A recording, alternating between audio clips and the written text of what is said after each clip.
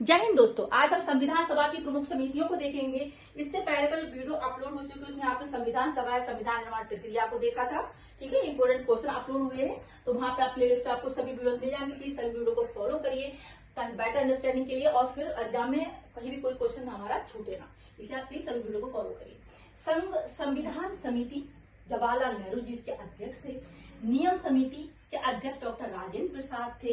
संचालन समिति के अध्यक्ष डॉक्टर राजेंद्र प्रसाद थे। तो ये दो समिति हो गई, नियम समिति, संचालन समिति। इन दोनों के अध्यक्ष डॉक्टर राजेंद्र प्रसाद जी थे, ध्यान में रखिएगा।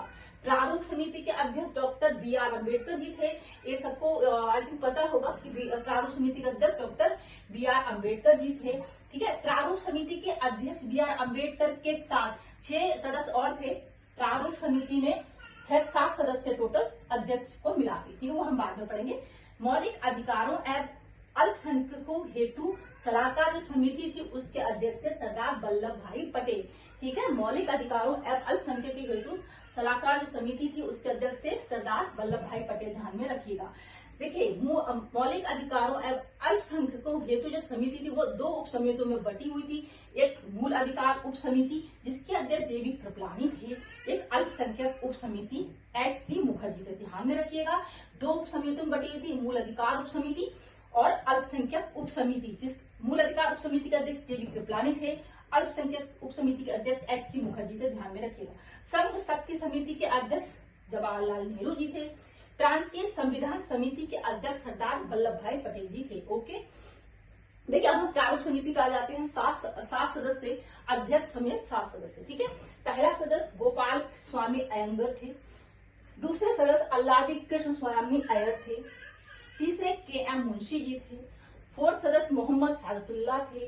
5वें सदस्य बी.एल. मित्र थे। देखिए, बी.एल. मित्र के जाने के बाद उनके स्थान पर एन माधव राव को लिया गया था, ध्यान में रखिएगा।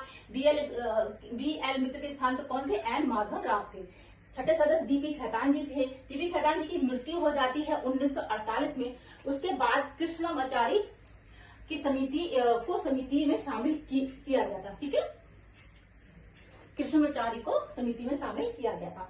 तदर्थ झंडा समिति पढ़ते हैं हम। इस समिति का गठन संविधान निर्मात्री परिषद ने 23 जून 1947 में किया था, ध्यान रखिएगा। तदर्थ झंडा समिति की स्थापना जो हुई थी, मतलब गठन जो उसका किया गया था 23 जून 1947 में किया था। किसने किया था? संविधान निर्मात्री परिषद ने किया था। अध्यक्ष कौन थे? डॉक्टर राजेंद्र प्रसाद जी थे इसके अध्यक्ष।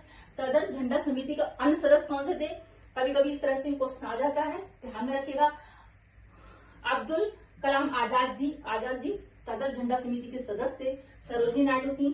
सी राजगोपालाचारी थे। के.एम. मुंशी और बी.आर. अम्बेडकर जी भी तदर्थ झंडा समिति के सदस्य थे। तो मैं फिर से रिपीट कर देती हूँ। तदर्थ झंडा समिति के सदस्य अब्दुल कलाम आजाद जी, सरोजिनी नायडू, सी राजगोपालाचारी, के.एम. मुंशी, बी.आर. अम्बेडकर जी। ठीक है, ध्यान में रखिएगा। बहुत ही इंपॉर्टेंट हमने यहाँ डिस्कस किए, इंपॉर्टेंट जो भी पॉइंट थे। ठीक, डेफिनेटली यहाँ से अगर क्वेश्चन बनता है तो आपको आ जाएगा। ठीक है, 1-2 बार सुनिएगा, मुझे याद हो जाएगा। ठीक है, नेक्स्ट हम इससे इंपॉर्टेंट जो क्वेश्चन आए हुए हैं हम उनको नेक्स्ट वीडियो में देखेंगे। Thank you so much. अगर जानकारी अच्छी लगे तो प्लीज चैनल को लाइक शेयर करें। नेक्स्ट वीडियो मिलते हैं।